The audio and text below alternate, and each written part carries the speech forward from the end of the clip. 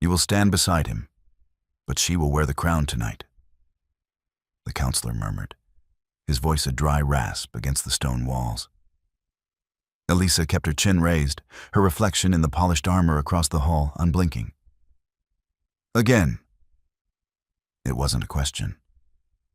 "For unity," he insisted, looking away. For the pack, she adjusted the heavy, unadorned silver bracelet on her wrist, the only mark of her station. Below, in the great hall, the cheers for King David and his newly returned honored guest were already shaking the foundations. Elisa let out a slow, steady breath. She had stood in the shadows for 4 years. Tonight, she wouldn't stand anywhere at all. The great hall of Fenrir was a cavern of ancient timber and echoing stone, currently filled with the raucous energy of the Moon Festival. Banners of midnight blue and silver hung from the rafters, snapping in the cold wind that occasionally pushed past the heavy oak doors. At the high table, David, the Alpha King, sat with an expression carved from granite. He was a man who looked born for the heavy fur cloak draped over his broad shoulders, his dark eyes scanning the room, acknowledging the tributes. Beside him, in the chair meant for the Luna, sat Serafina. She was radiant, her laughter a light, bell-like sound that seemed to cut through the heavy atmosphere. She wore a gown of spun silver, the very color of the moon they celebrated. Elisa watched them from the balcony overlooking the hall. She was dressed in practical black, her hair pulled back tightly. She was the one who had organized the tributes, secured the borders for the festival, and managed the delicate negotiations with the neighboring river pack to ensure their attendance. Yet, she was up here, a spectator to her own life. "He looks for you, you know," a voice said softly from the shadows. Elisa didn't turn. She knew the cadence of Marcus, the captain of the guard. "He looks for an audience," she replied, her voice carefully devoid of emotion. "Serafina provides a better show." "She's just a symbol," Marcus offered, sounding uncomfortable. "A reminder of the old alliance. A symbol who occupies my seat," Elisa pointed out, her gaze fixed on the way David leaned in when Serafina spoke. It wasn't a romantic gesture, not explicitly. It was worse. It was the easy familiarity of an old bond, a ghost that Elisa could never compete with. 4 years ago, David had chosen her. He had needed a strategist, a steady hand during the uprising. She had provided that. They had forged a partnership in blood and necessity.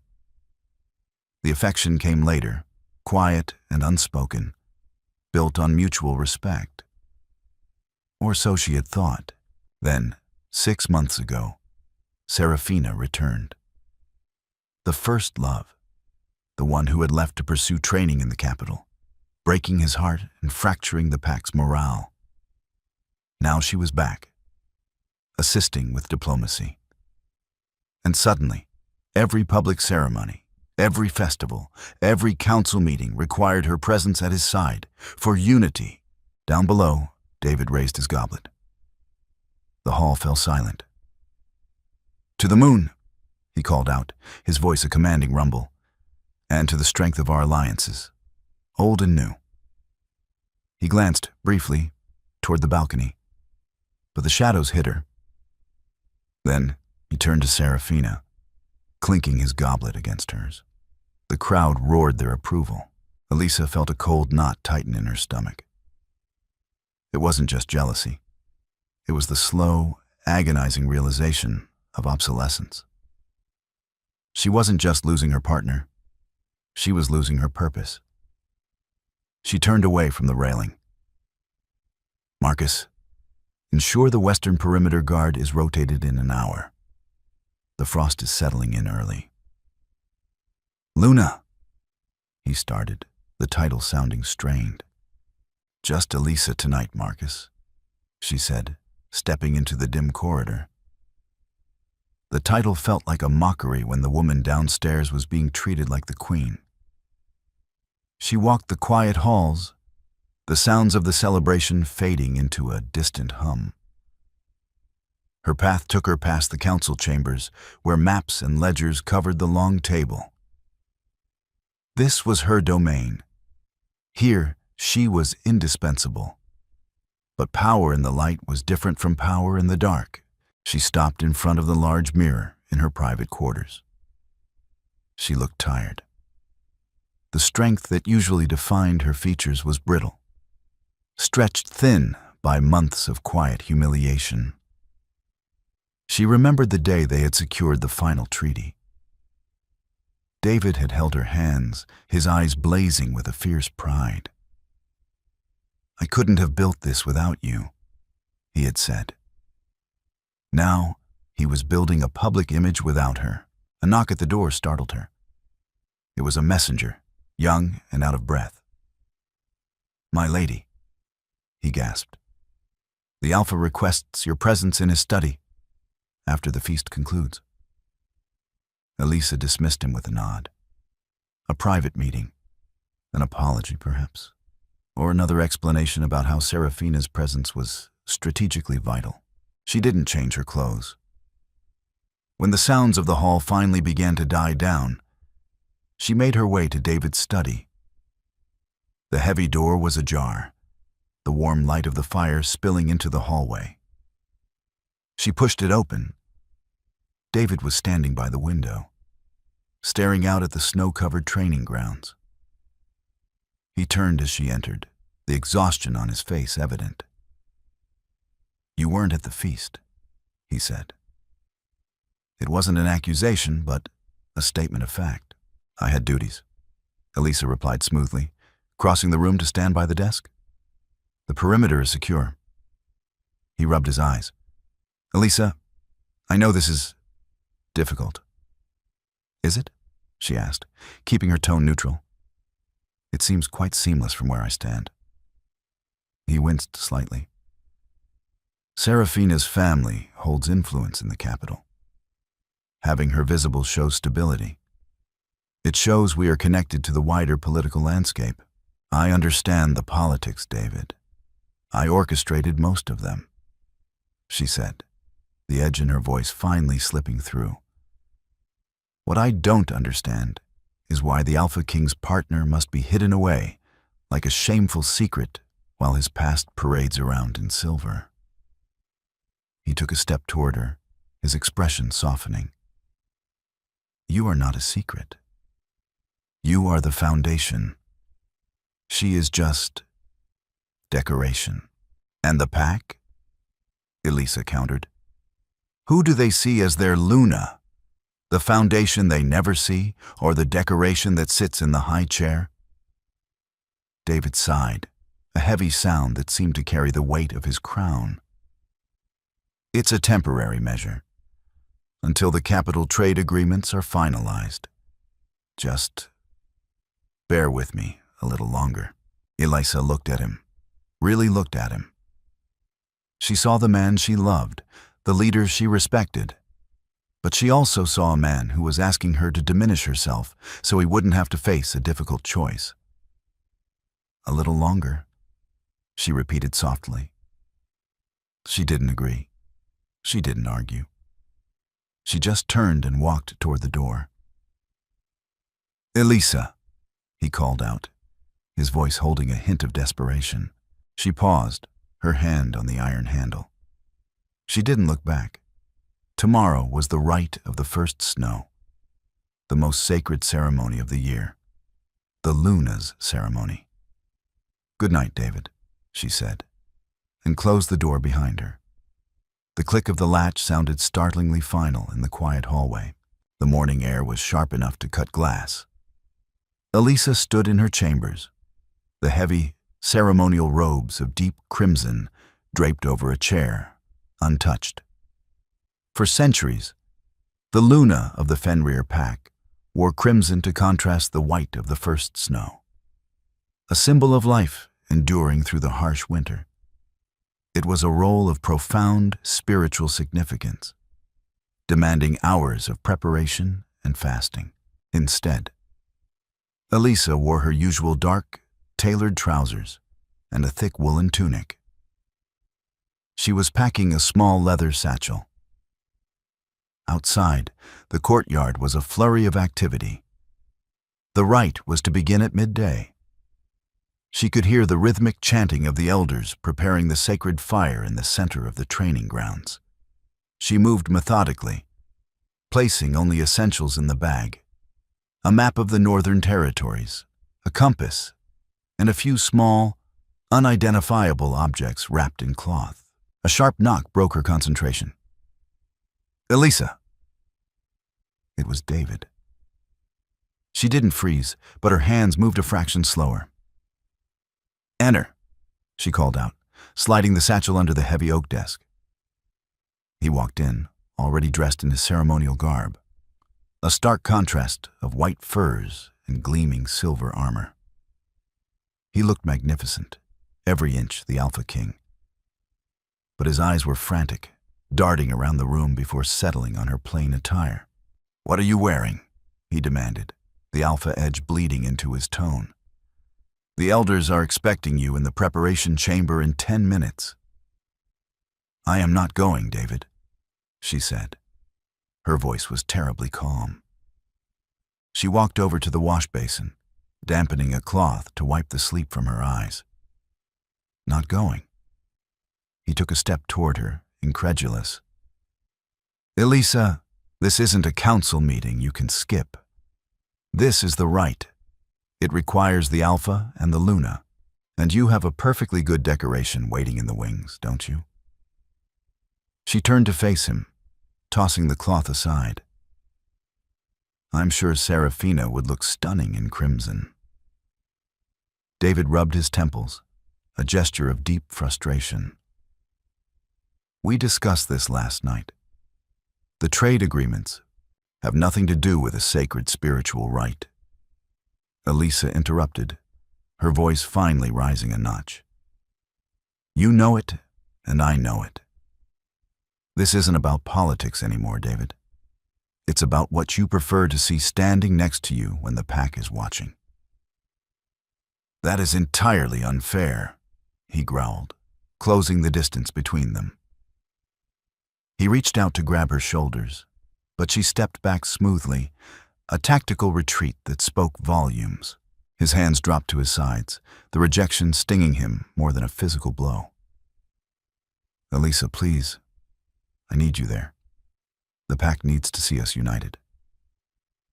"They don't see us united, David," she countered, the hurt finally raw in her voice. "They see you and her. I am the shadow that manages the ledgers. You want me to be the foundation? Fine, but foundations don't stand in the light." She turned away, returning to the desk. "Go to your ceremony, David. I have work to do." He stood there for a long moment, the silence thick and suffocating. The chanting outside grew louder, a persistent reminder of the impending rite. Finally, a muscle feathered in his jaw. "If you do not attend, the elders will take it as a profound insult." "I'll draft a formal apology later," she said without looking up. The door clicked shut. Elisa let out a breath she hadn't realized she was holding. She pulled the satchel back out. The finality of her decision settled over her, chilling her more than the winter air. She wasn't just skipping a ceremony, she was severing a tie. 2 hours later, the courtyard was silent. Everyone was at the ritual grounds on the edge of the forest. Elisa moved swiftly through the empty corridors, her steps echoing faintly. She bypassed the manor gates, taking a servant's passage that led to the eastern postern. She reached the small, heavy iron door and unlocked it. The cold air rushed in, carrying the scent of pine and impending snow. She stepped out, pulling her cloak tight. She didn't look back at the imposing stone keep. She couldn't afford to. Back at the ritual grounds, The sacred fire roared, fighting the gray sky. David stood before it, feeling the heat on his face, but shivering internally. The elders murmured in confusion, their eyes darting to the empty space beside him. Then, a murmur rippled through the gathered pack. Through the throng, Seraphina emerged. She wasn't wearing crimson, but a heavy white cloak that made her look ethereal, almost part of the falling snow. She stepped up beside David, her expression one of solemn duty mixed with a subtle, radiant triumph. "The Luna is indisposed," David announced, his voice carrying over the crackling fire, but it lacked its usual resonance. "Lady Seraphina has graciously offered to assist in the blessing of the flame." The elders exchanged uneasy glances, but they proceeded. As David and Seraphina raised their hands together over the fire, a cheer went up from the crowd, loud and enthusiastic. David looked out at his pack, celebrating this moment of unity. But as he glanced at the empty space where Elisa should have been, a cold dread began to pool in his stomach. Far colder than the first snowflakes that were finally beginning to fall.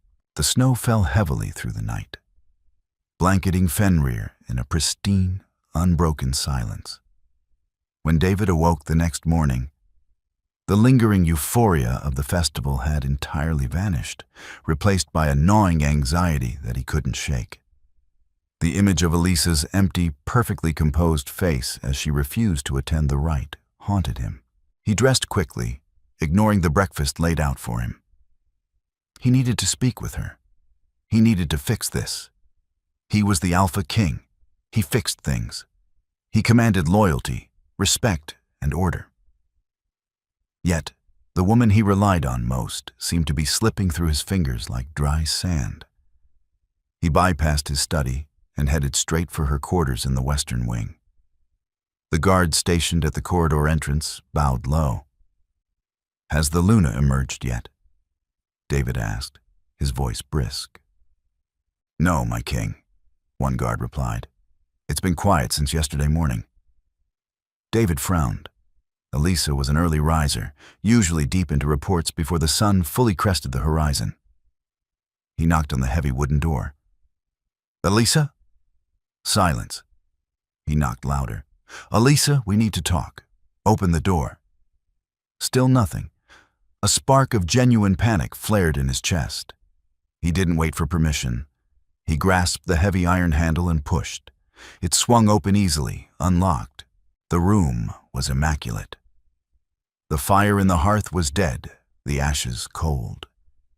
The bed was perfectly made, not a wrinkle on the heavy wool blankets. Her ledgers on the desk were stacked with precise alignment. It didn't look like a room that had been slept in. It looked like a room that had been abandoned. David stepped inside, the silence pressing against his eardrums. "Elisa," he called out, his voice sounding hollow in the large space. He moved to the wardrobe and pulled it open. Her functional dark clothing hung neatly, but her heavy winter traveling cloak was missing. Her sturdy boots were gone. He rushed back to the desk, pulling open drawers. They were tidy, organized, but empty of anything personal. Then he saw it, a single sealed envelope resting in the center of the immaculate desk. It bore no crest, just his name written in her elegant, sharp handwriting. He picked it up, his hand trembling slightly. He broke the seal and unfolded the thick parchment. "David, by the time you read this, the rite will be over, and the image of unity will be secured. I have spent 4 years building the foundation of Fenrir alongside you. I believed we were partners in all things. However, it has become abundantly clear that while my mind and labor are required, my presence is an inconvenience when the light shines brightest. A pack needs a Luna they can see, not a shadow they whisper about.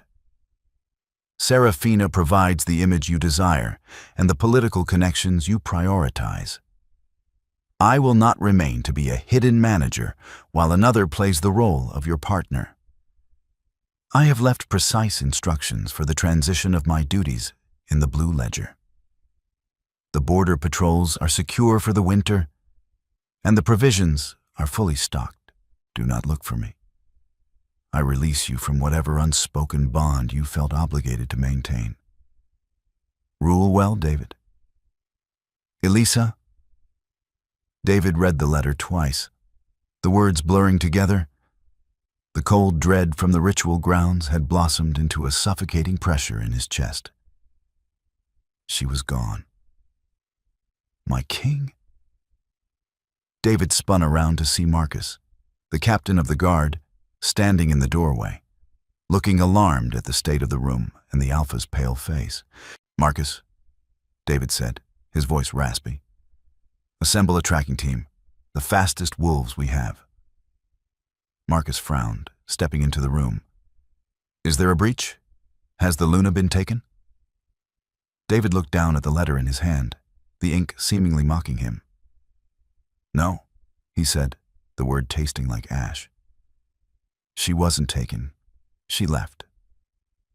Marcus's eyes widened in shock. The Luna leaving? It was unheard of. Left? Sire, the snow. The tracks will be covered by now.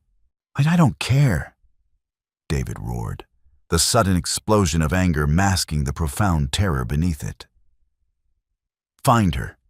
Tear the forest apart if you have to. Bring her back. Marcus saluted sharply and ran out.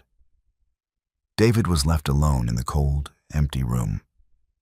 He looked at the perfectly made bed, the orderly desk.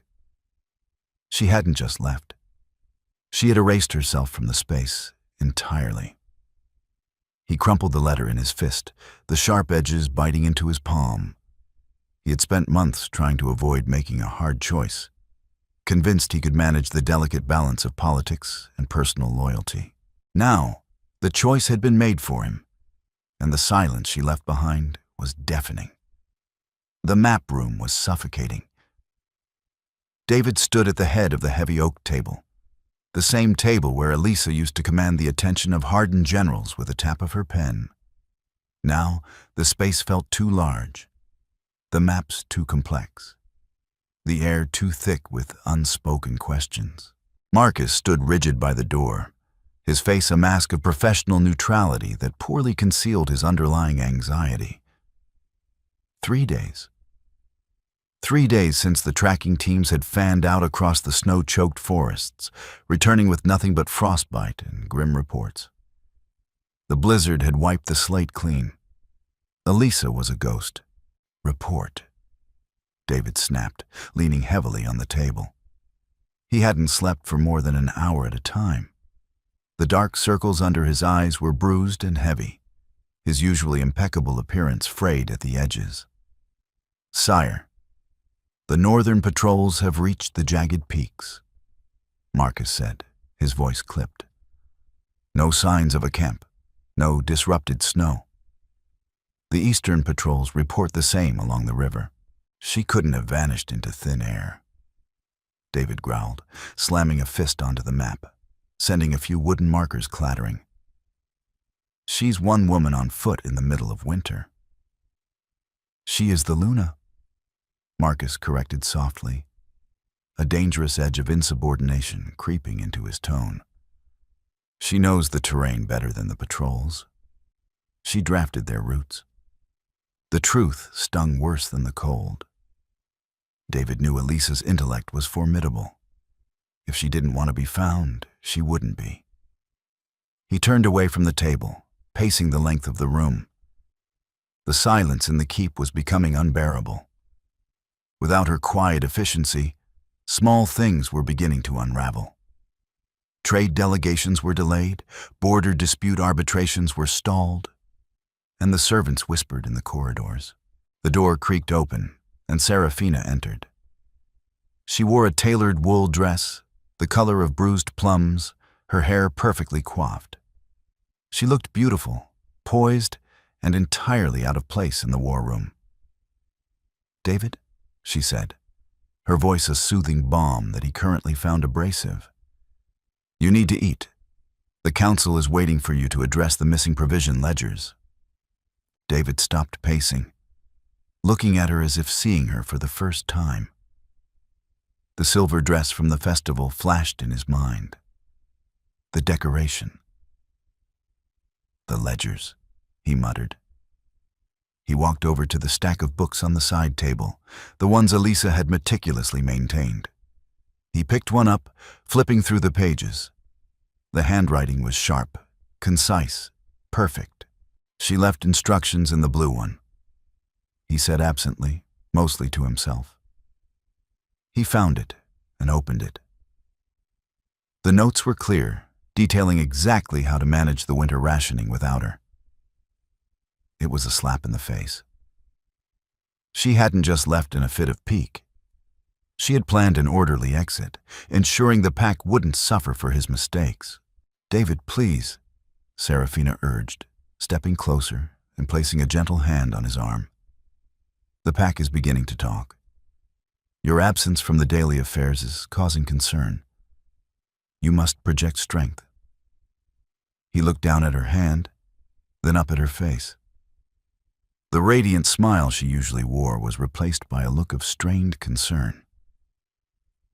"Project strength," he echoed, the words tasting sour. "Like we did at the rite?" Serafina's expression tightened. "We did what was necessary for the pack's morale. Her sudden departure is unfortunate, but we must manage the fallout." "Unfortunate?" David repeated, his voice dropping to a dangerous register. "She didn't misplace a brooch, Serafina. She walked out of my life, out of this pack, because I let her believe she was nothing more than a shadow." He pulled his arm away from her touch, the sudden movement causing her to step back. "Marcus," he called out, his eyes locked on Serafina, but his words meant for the guard. "Double the patrols. Extend the search grid to the neighboring territories. Discretion is no longer required.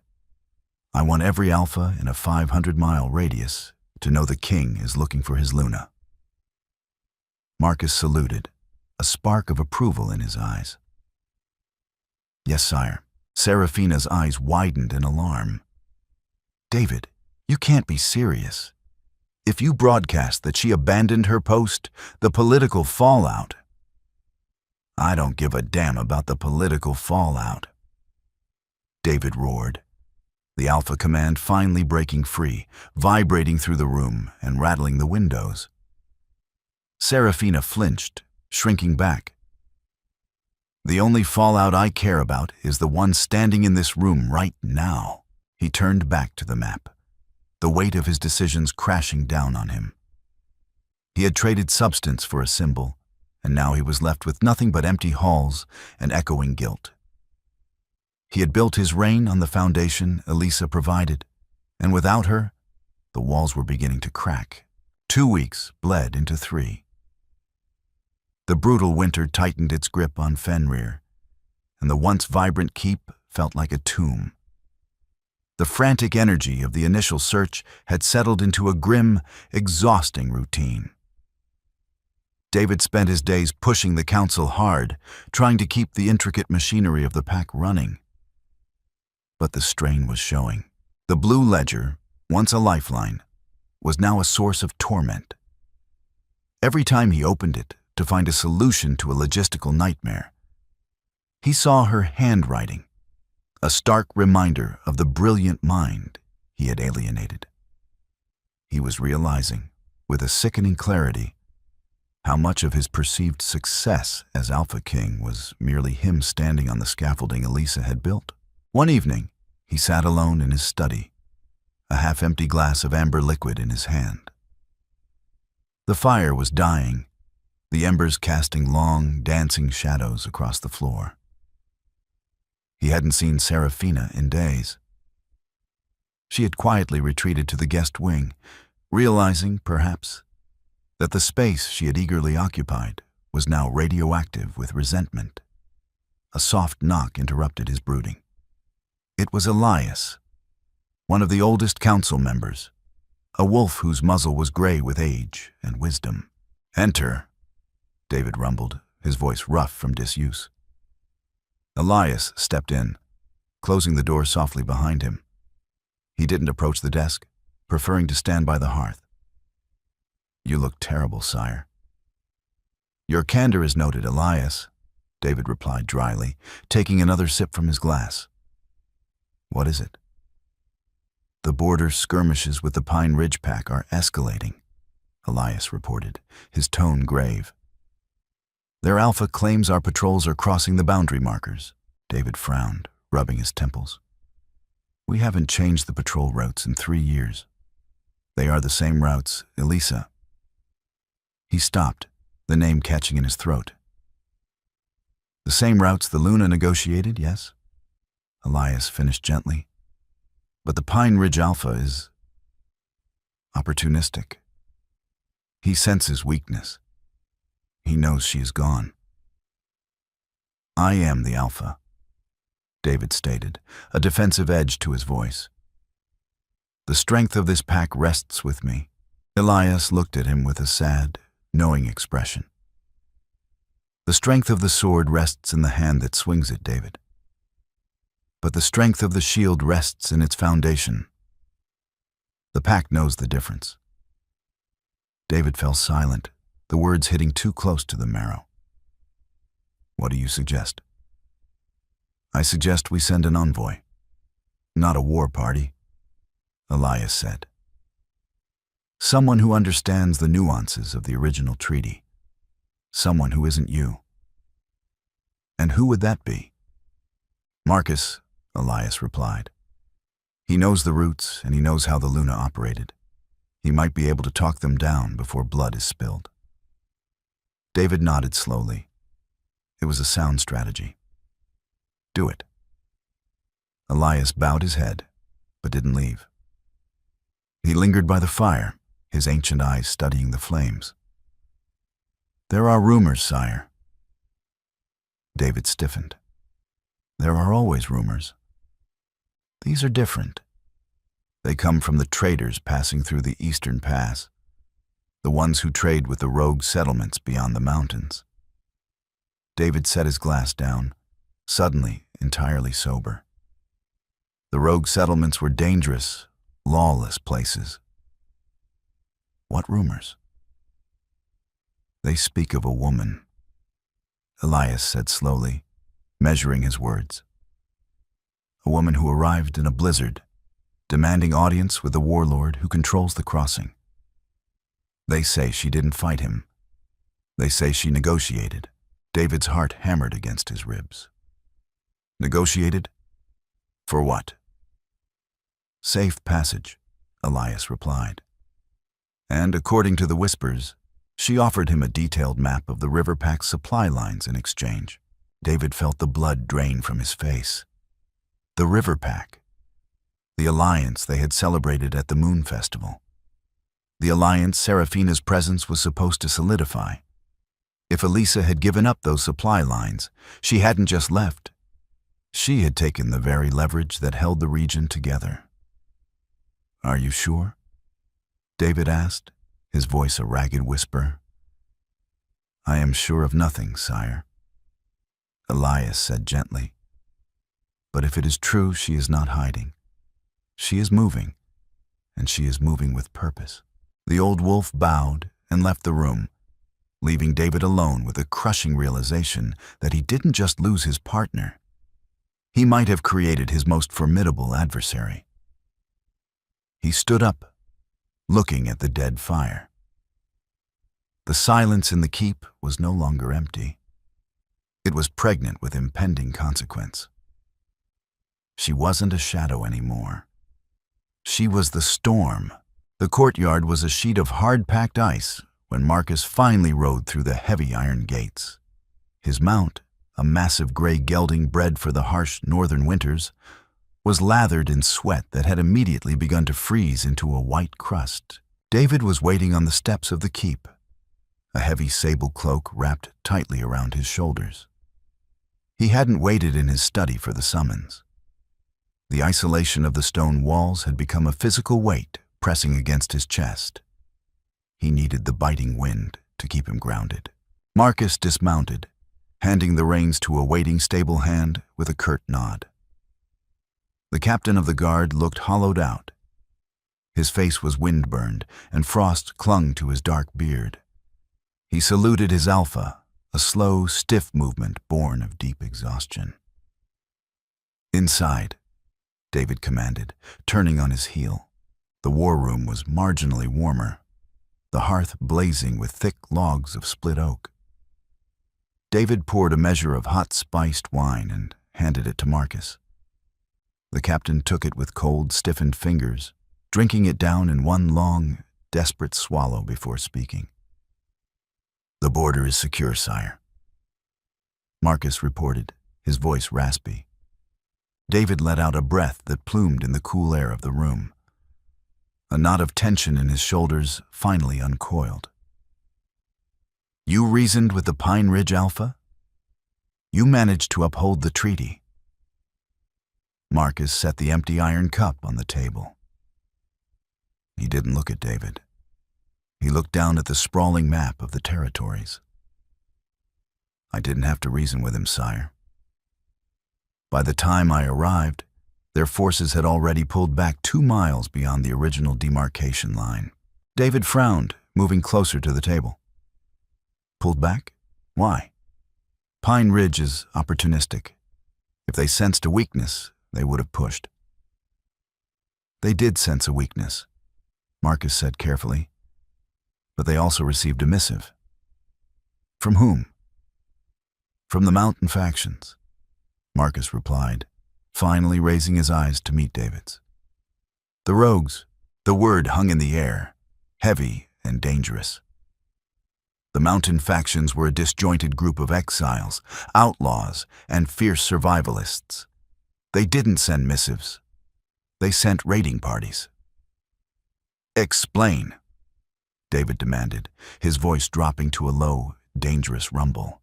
The missive stated that any incursion into Fenrir's northern or eastern borders would result in an immediate embargo of the mountain passes. Marcus explained, his tone carefully neutral. "Pine Ridge relies on those passes for their winter salt and iron.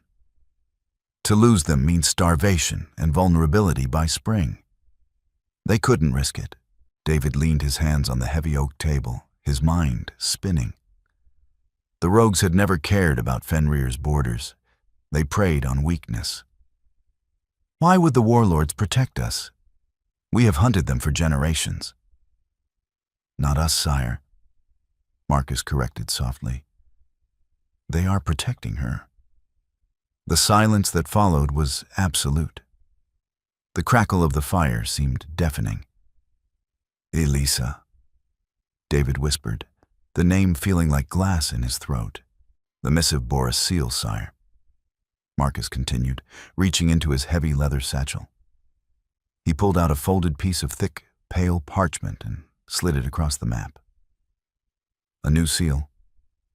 David stared at it. It was pressed in deep, charcoal gray wax. It depicted a solitary wolf, standing on a jagged peak, looking down. It was a stark, powerful image. It wasn't the crest of a pack.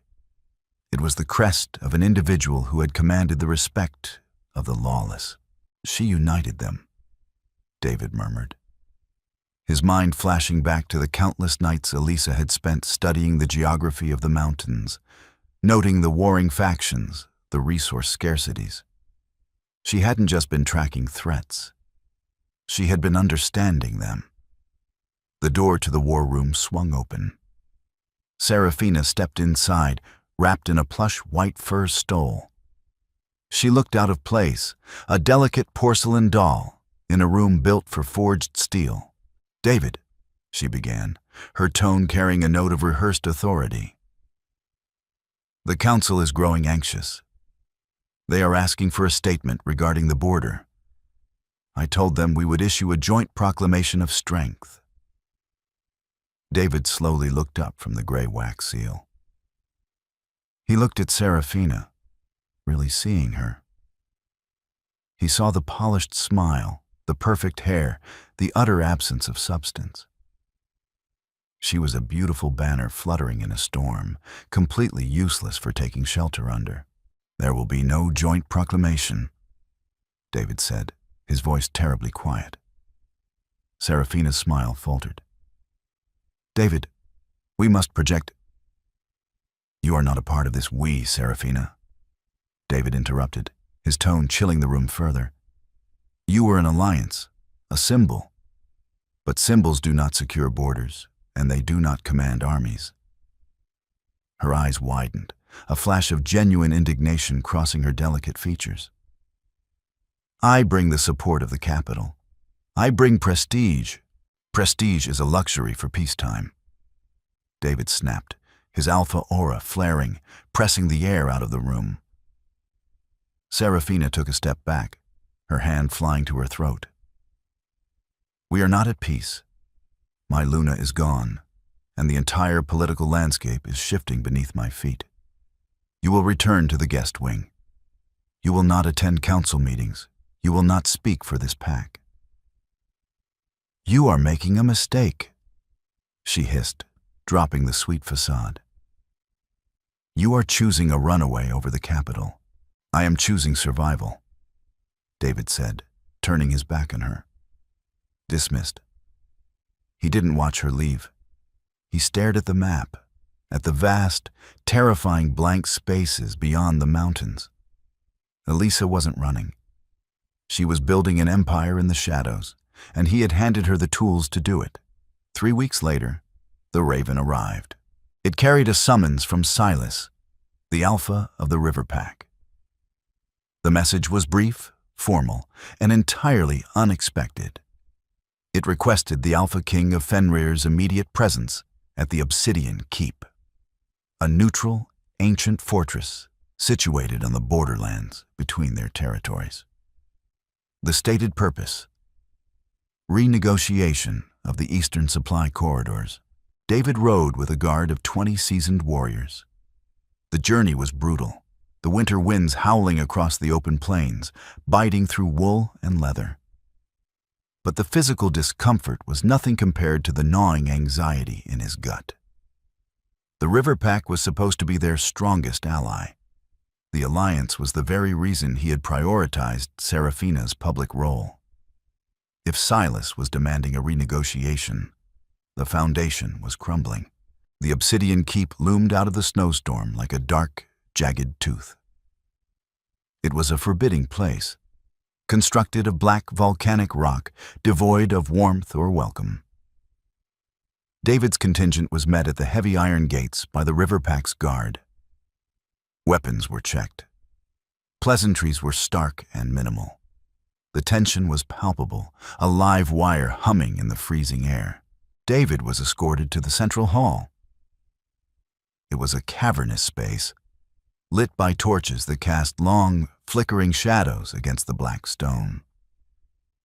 A massive circular table of polished obsidian dominated the center.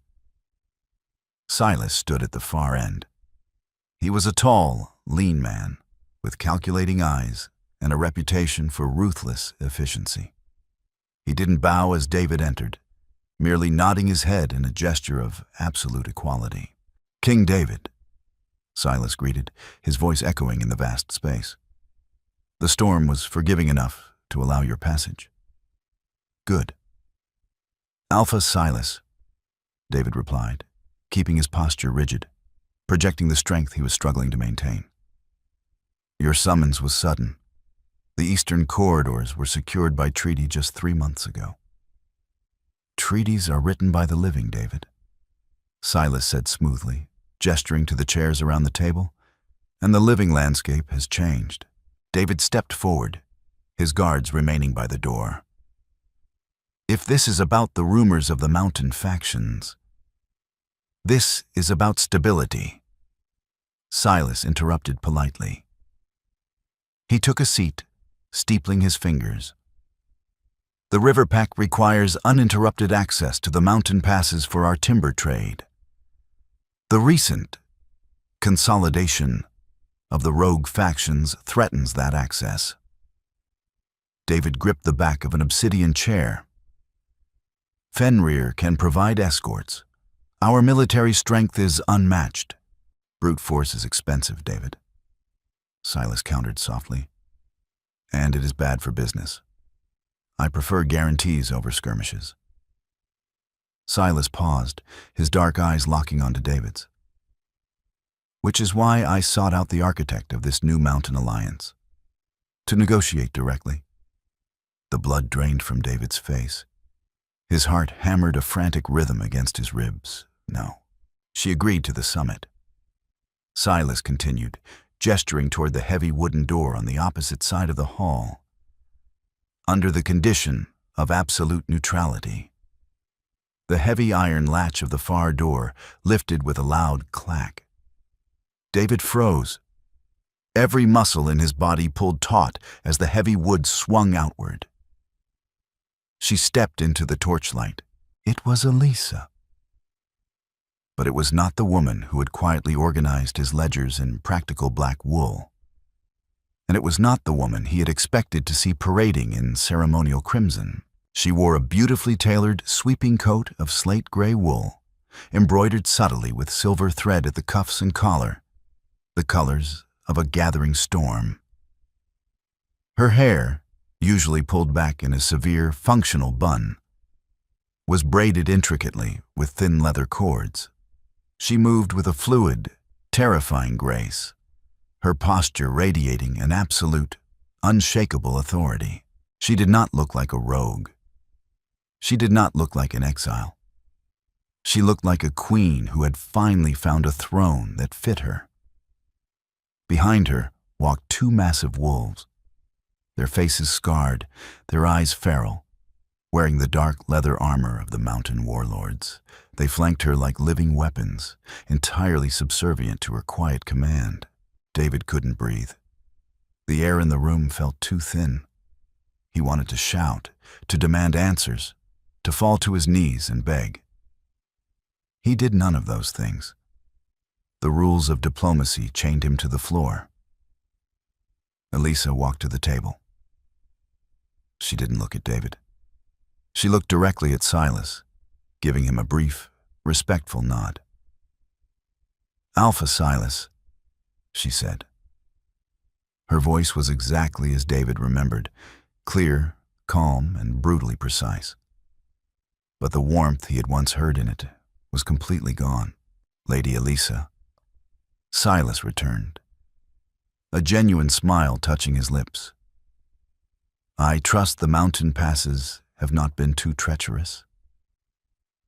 "The mountains are entirely manageable when one understands the terrain," she replied, her eyes finally, slowly, sliding to David. The impact of her gaze was physical. There was no anger in her dark eyes, no sorrow, no plea for recognition. There was only cool, professional detachment. She looked at the Alpha King of Fenrir as if he were a complex logistical problem to be solved, not the man she had loved for 4 years. "King David," she acknowledged softly.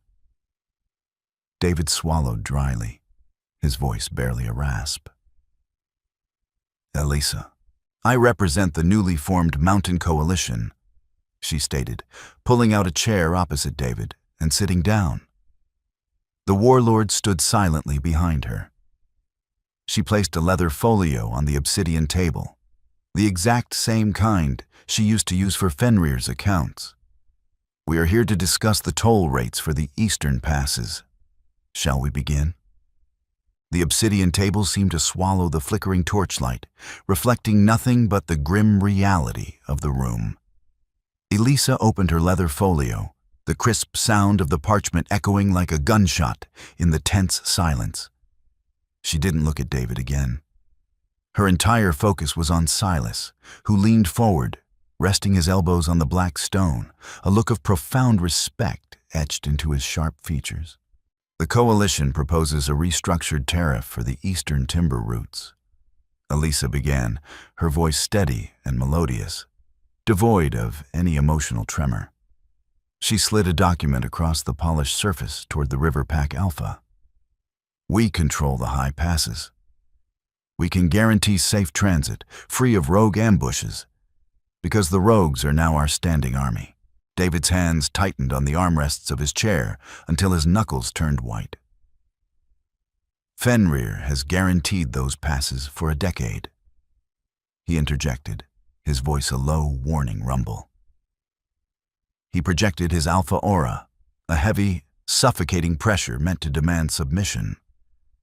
The two scarred warlords standing behind Elisa instantly stiffened, a low, dangerous growl vibrating in their chests. Their hands dropped to the hilts of their jagged, bone-handled blades.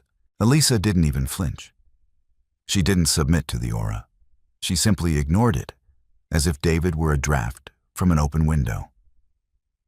She raised a single, slender finger. Instantly, the warlords fell silent, stepping back into the shadows. The display of absolute control sent a shiver down David's spine. Fenrir policed those passes, King David. Elisa corrected, finally turning her gaze to him. Her eyes were as hard and impenetrable as the table between them. At a devastating cost to your own military reserves, and at an exorbitant tax rate to your allies, we do not need to police the passes. We own them. Therefore, our overhead is lower, and our rates reflect that. Silas scanned the document, his eyebrows rising in genuine surprise. These rates are 30% lower than Fenrir's current tax, and you guarantee the safety of our caravans? With our lives, Elisa stated flatly. The coalition requires your timber to fortify the northern caves before the deep freeze. In exchange, your trade flows unimpeded, a mutually beneficial arrangement devoid of unnecessary political theater. The subtle jab landed with devastating precision. David felt the blood rush to his face. This is a violation of the Silverwood Treaty, he snapped, leaning forward. Fenrir has exclusive rights to tax the eastern corridors. Silas, if you sign this, you break our alliance. Silas sighed, a sound of feigned regret. David, the Silverwood Treaty was contingent on Fenrir maintaining 3 permanent garrisons along the ridge. When your captain pulled your forces back last month to secure your own borders from the supposed rogue threat, you defaulted on the garrison clause. David felt the floor drop out from under him. He looked at Elisa. She had sent the missive to the Pine Ridge Alpha, knowing Marcus would pull the troops back to compensate. She had orchestrated the default. She had used his own defensive strategy to unravel his trade monopoly. You drafted that clause, David whispered, the realization hitting him with the force of a physical blow. He stared at her, seeing the terrifying brilliance of the trap she had laid years ago, waiting for the day it might be needed. I always favored meticulous contracts, Elisa replied, her tone perfectly conversational. One must account for all eventualities, including the shifting of alliances. David stood up, the heavy chair scraping loudly against the stone floor. His guards at the door immediately stepped forward, hands on their weapons. The River Pack guards mirrored the movement. The air in the cavernous hall pulled tight, ready to snap. Stand down, David barked at his men, though he didn't take his eyes off Elisa. He rounded the table, stopping just a few feet from her. He needed her to look at him, really look at him, not as a king, but as the man she had spent 4 years with. Elisa, please. You know this will cripple Fenrir's winter reserves. The iron trade relies on those taxes. She looked up at him, her expression unchanging. There was no vindictiveness in her gaze, no lingering anger, just a vast, terrifying emptiness where her affection used to be. My name is Lady Elisa, representative of the coalition, she said, her voice dropping to a quiet, devastating murmur that only he could hear. And Fenrir's winter reserves are no longer my logistical concern, King David. You made it abundantly clear that my presence was not required to sustain your pack. I am simply operating under the parameters you set. She turned back to Silas, picking up a quill. Do we have an agreement, Alpha Silas? We do, Silas replied, signing the parchment with a flourish. David stood there, a king in name only, watching as the woman he had relegated to the shadows casually dismantled his empire in the light. She hadn't just left him. She had outgrown him. And as she shook Silas's hand, sealing Fenrir's isolation, David realized the most agonizing truth of all. He had handed her the crown himself. The tragedy of the Alpha King lies in a simple, devastating truth. We often fail to recognize the pillars holding up our world until we foolishly knock them down ourselves. David chased a hollow image, abandoning the brilliant, steady woman who truly built his reign. Elisa's journey from a silent, unappreciated strategist to the commanding ruler of her own empire is a powerful reminder that true strength doesn't need permission to shine. Sometimes, the only way to prove your worth is to walk away and let them fill the void you leave behind. If you enjoyed this story of betrayal, strategy, and ultimate empowerment, please like, share, and subscribe for more original dramatic fiction.